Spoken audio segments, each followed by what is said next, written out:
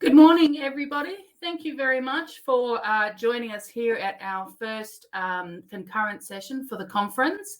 My name is Anita.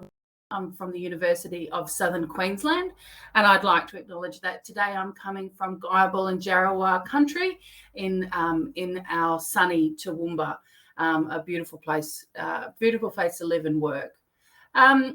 Today, I am delighted to be chairing this session for Kay Ritchie and Tom Evershed, who are joining us here from Swinburne University. I'd like to just do a little bit of housekeeping to begin with and remind you to use the hashtag TEM conference on all of your socials to promote the conference to your followers. I also would like to encourage you to use the live Q&A session because we will have questions at the end of the session. So please feel free to use that live session and also the discussion forums as well. If you are having trouble with your audio for any reason, please click on the little red headset that's on the left-hand side of your screen. And with that, I would love to hand over to Kay Ritchie and Tom to talk to us about doing more with less. You have the floor. Thank you, Anita, and thank you for this fantastic opportunity. It's an honour to be here, particularly with my colleague, Tom Evershed. I'm pointing, but he's not actually here, unfortunately. I wish he was for moral support, but we're in Melbourne, so we can't be together in person, but we are definitely together in spirit. And Tom will be handling the slides today, so thank you, Tom. And if I could get Tom to go to two slides, I think. Well, yeah, camaraderie and lean times, and then one more slide along. Tom, thanks. So what is camaraderie? So it's mutual trust and friendship among people who spend a lot of time together. Well, isn't that what we do with our work colleagues? So we need to build our camaraderie so that we can deal with, you can see I've got a much smaller header for this one, lean times, because I'm focusing on the positive. But we do have to acknowledge that we've got some lean times and that COVID-19 has led to some university sector cuts. We all know that that's meant some job insecurity and some additional hours, people feeling really overwhelmed as well. So we're dealing with all of that, but I want to stay positive. So I really like this quote, that the spirit of joy prevails where the spirit of camaraderie exists and a feeling of mutual trust. So today I'll be covering 8 strategies to get a foundation of camaraderie to help you to buffer the difficult times. So just an admission that none of this is revolutionary and I can only speak from my own experiences and observations. However, I have been around the block a couple of times and some of these may seem obvious, but it's remarkable how often they're not happening. Just one other point is that I'm coming at this from the viewpoint of a leader of a team. So that's the viewpoint, someone that's leading a team. So Tom, the next slide, thank you. So these aren't in order of importance and they're all interconnected. So I think of it as like a flowing figure 8.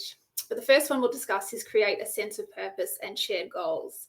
So as a leader, you need to be able to articulate your team's purpose. You might think, oh, that should be obvious, but some of your team might not be aware and you can't buy in or invest unless you're aware of that purpose. So the leader needs to be able to articulate that clearly. And then your goals to achieve that purpose need to be clear, concise, and achievable. Now, ideally, as a team, you'll work together to create those goals, but that may not always be possible, but that's the ideal scenario. So then people, your staff will feel invested. So as a leader, you're creating that sense of purpose and creating those goals so that your team can invest to achieve great things. Next slide.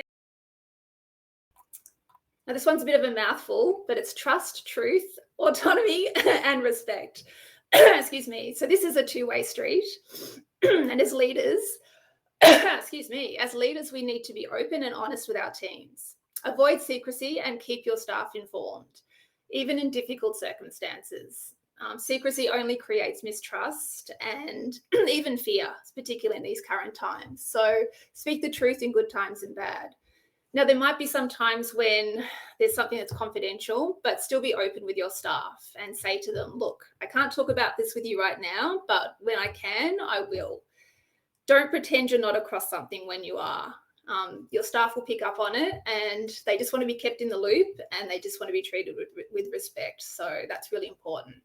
Then I feel that if you're promoting that kind of culture, you'll get that back in return. So that then means that you'll be able to give your staff autonomy because you trust them. So your default should be to trust, and then to give them autonomy so that they have the space to do their work.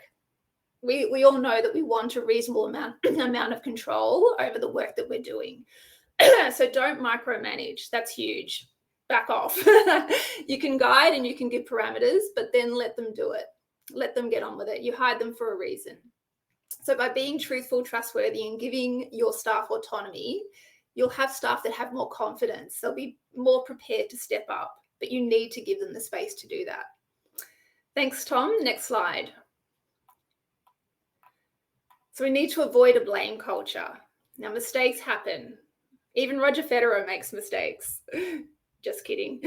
He's a saint. But for the rest of us, we need to understand that mistakes happen. So as a team leader, you need to create a safe culture for your staff so that people aren't scared, to admit that they've made mistakes, because we're all making them.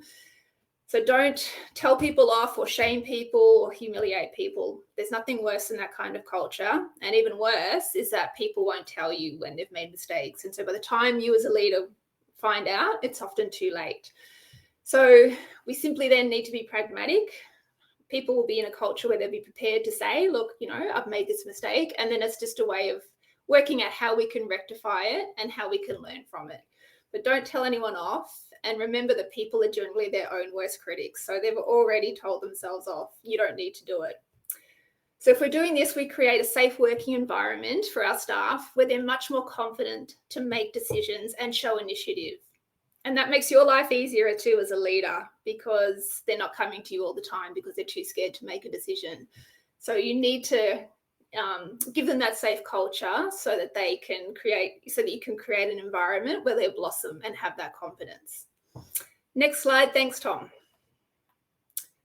So meetings and one-on-one meetings. So I think it's important to have both meeting types.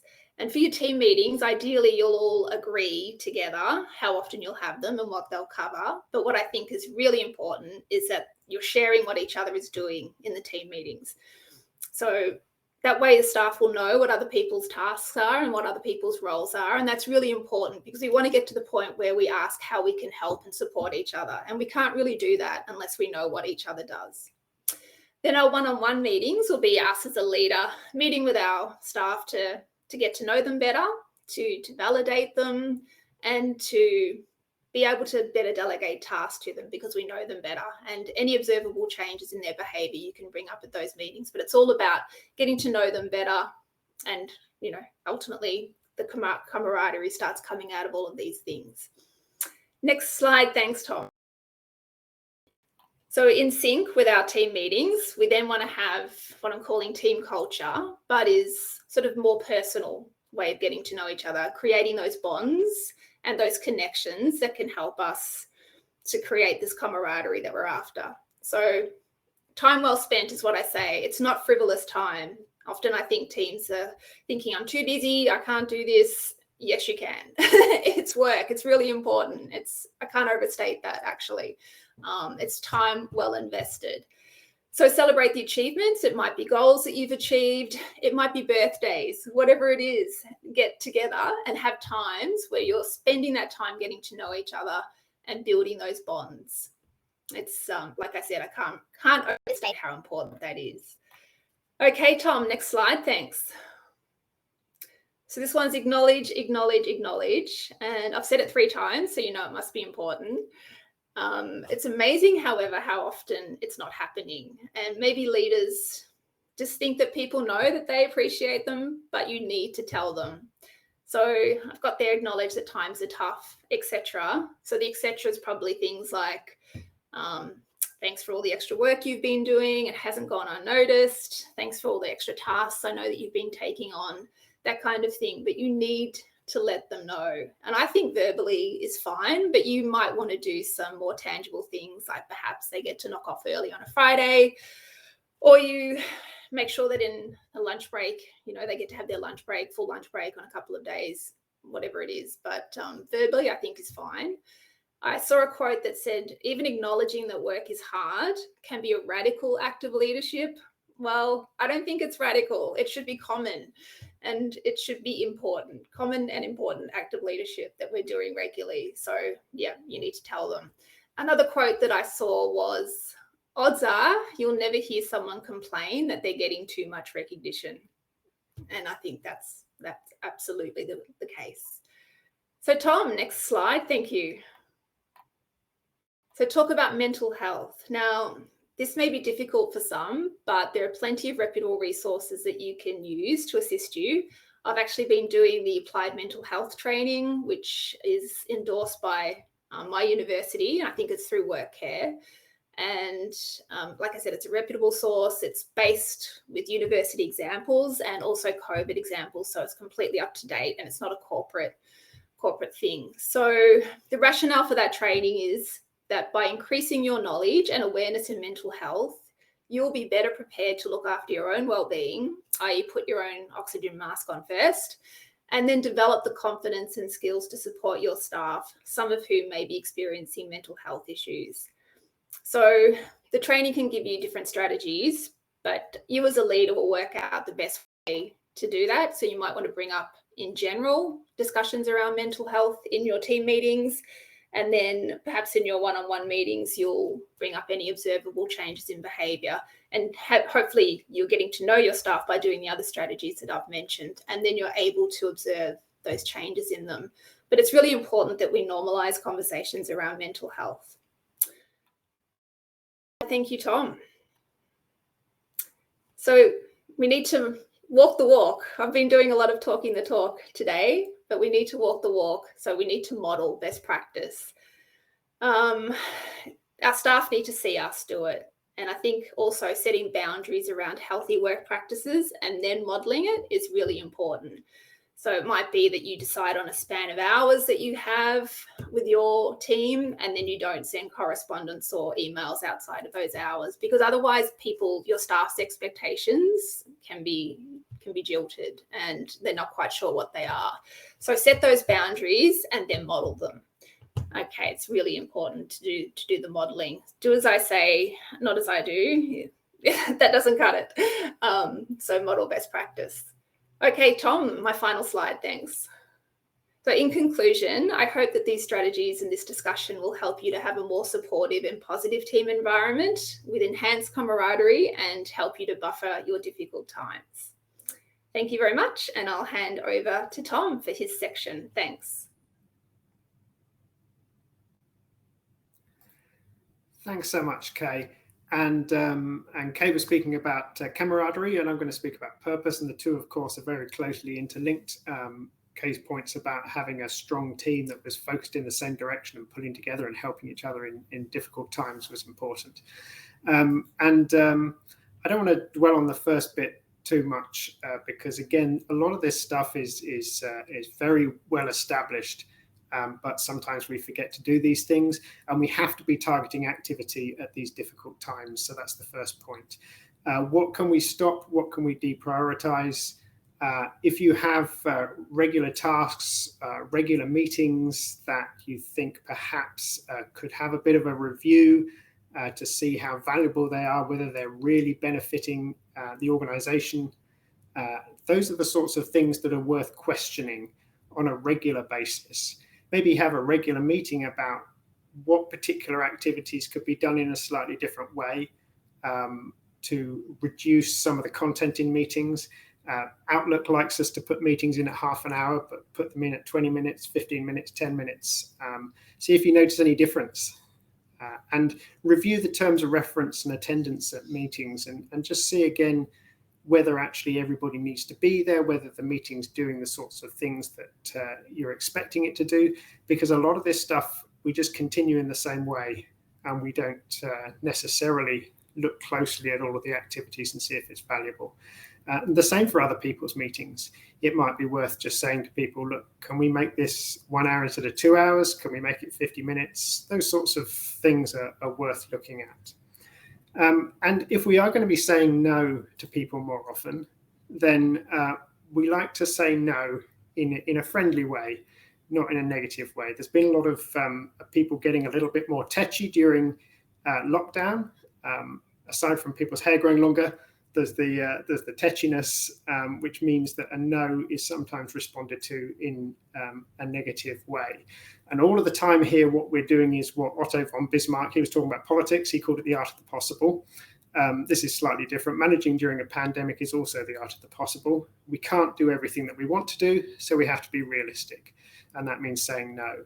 But we don't want to say no directly to people because it doesn't get a positive reaction. It's better to say, yes, I recognize that what you want is important, and maybe we can have a conversation about what might be possible, but we can't do the thing that you would want to do. And trying to phrase it in a really positive sense. It's not a case of, sorry, we can't get to the emails in time. Sorry, I didn't respond to your email within 24 hours, but rather thank you for your patience. And these are little things, but they can add real value to making a more positive kind of vibe in the workplace. Turning that dial to positive is something which George Saunders, the author, wrote Lincoln in the Bardo amongst many short stories. He said that whenever he's editing his work, whether every sentence, every paragraph, he reviews it and says, can that be turned to something a little bit more positive to make it sound like a better version of myself, he said. And that's something which is worth doing. You don't want to rewrite all your emails eternally to try to make them sound zippier. But having a positive light on everything can help to make people accept negative messages in an easier way. So it's worth having a think about the language that's being used. Again, some of the obvious stuff, turn off notifications. You don't need email notifications. You can check your email at regular times. Set up do not disturbs and try not to make everything perfect because we just can't at the moment. It's the art of the possible. So bearing all of that in mind, and on the basis that we have a limited amount of time in which we're doing all of our work, it is worth recognizing how difficult it is to manage time when time itself is such a mess. And these numbers represent all the various different key numbers which are used in managing our time. And it just shows what a confusion it all is. 7 days a week, 52 weeks a year, 12 months in a year, 24 hours a day, 31 days in a month, or 30 or 29 or 28, 60 minutes in an hour, 60 seconds in a minute. It's all a bit of a muddle, and it means it's more difficult for us to manage our time effectively. Equally, time is wasted. The first point there is not a work point. 4 hours a day wasted watching TV or on social media by Australians on average. And that's nearly a quarter of the time that you're awake during the day. That's not a good use of time. It's not a work thing, but equally there is time wasted in the workplace as well. As Parkinson's law says, work expands to fill the space provided. We want to make ourselves into more effective individuals with purpose. Then we need to do what Aristotle said, which is that we are what we repeatedly do. By creating a particular routine of effectiveness, we create positive habits. I've written a little bit before about the 1,000 minutes principle, what I call the 1,000 minutes principle. And it's the recognition that a day, the time that you're awake in a day, is approximately equal to 1,000 minutes. That's if you're awake for 16 hours and 40 minutes during the course of a day. It doesn't matter whether you're awake for a little bit less than that, a little bit more than that. The visualization of it is very, very valuable because it means there are 100 lots of 10 minutes in your waking day. So 10 minutes is exactly 1%, more or less, approximately 1% of your waking day. An hour feels like a bit more than 6% of your waking day, perhaps, but that's all that it is. It means that if you work for 8 hours and 20 minutes each day, then 10 minutes is 2% of your working day. It's about half of your time each day. That visualization, again, as I say, is a really valuable thing. It allows us to think about time in a slightly different way and try to manage it in a slightly different way. And one of the things that we can try to do is to weaponize slots of 10 minutes. 10 minutes, we might go, we can't do anything in that time. It's far too short. and that's a load of rubbish. If you can set aside 10 minutes to escape from the desk, make sure that you have lunch every day, for example, that's a wonderful thing. If you can weaponize 10 minutes by saying the meeting is going to be 10 minutes and no longer, or limiting your calls, having a timer on at certain circumstances for 10 minutes. If an operation is not extremely valuable, have a think about how much of the time of the day that should be spent on it. The large tasks that we never quite get around to because they're really complex, this is a classic eat the elephant kind of thing. If you can't find that wonderful convenient time, the mythical convenient time, which never ever turns up, then maybe you can do a little bit of time each day on a particular big task.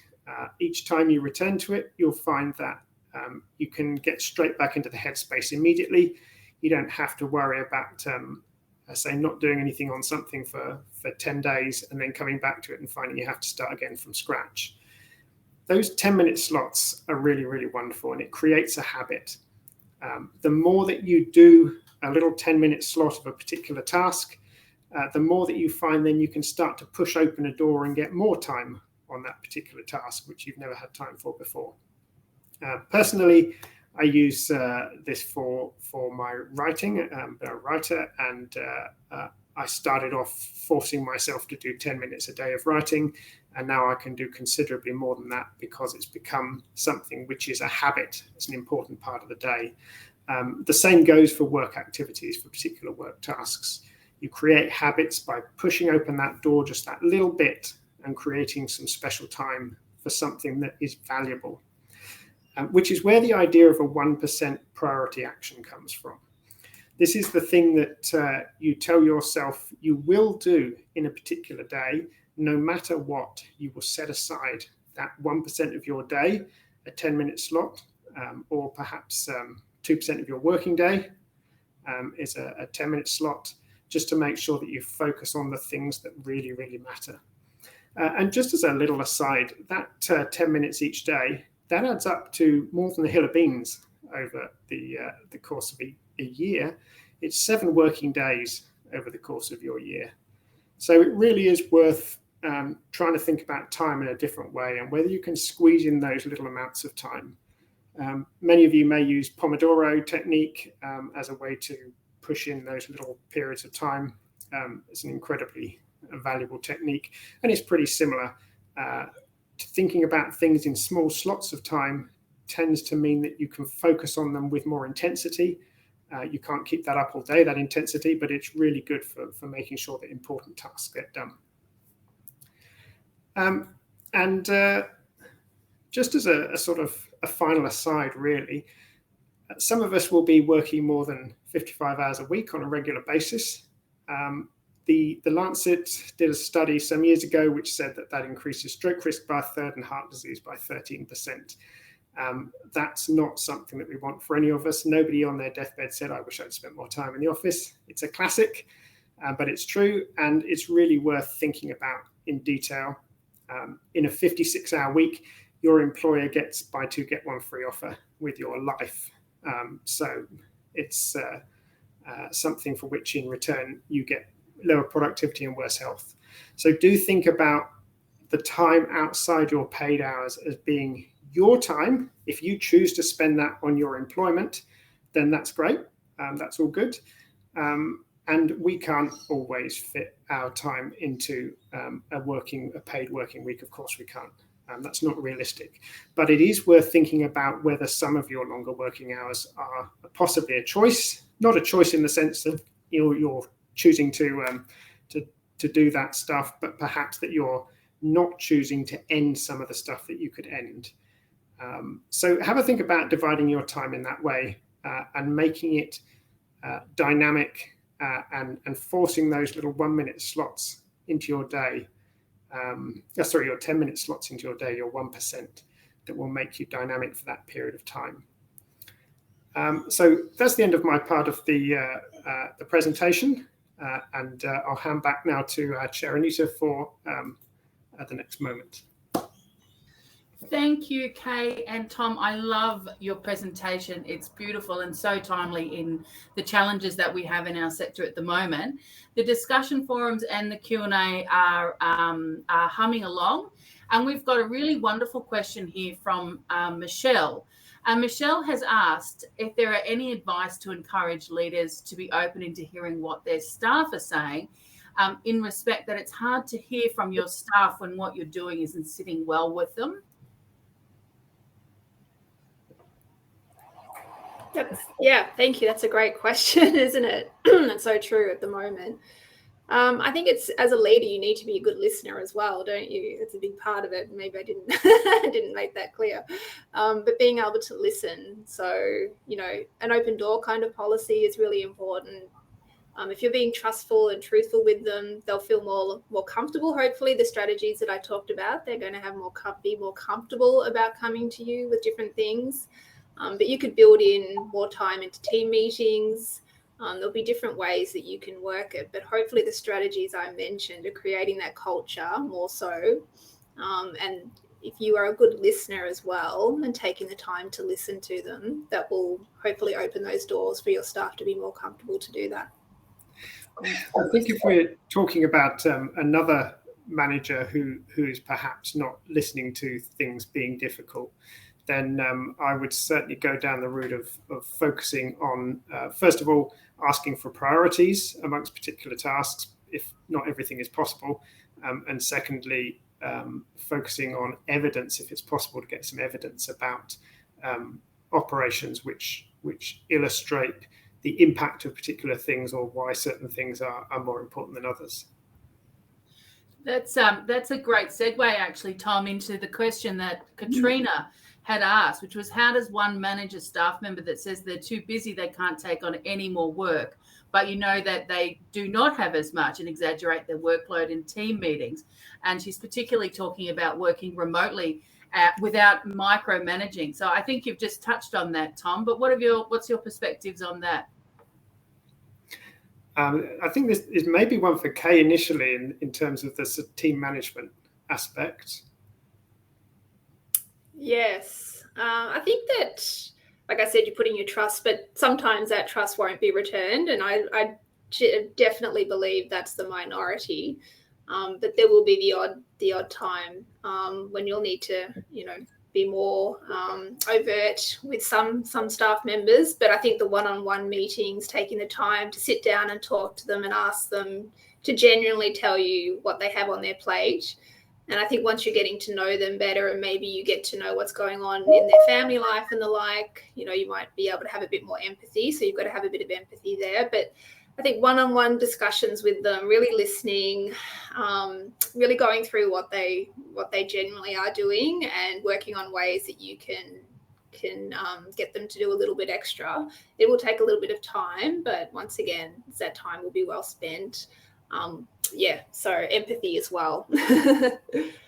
And I think we've got just 30 seconds, just time for another quick little question here, which Stuart asked, which is, how would you personally manage a situation where you have information where you can't share it, where confidentiality is really important? How would you manage that with your staff?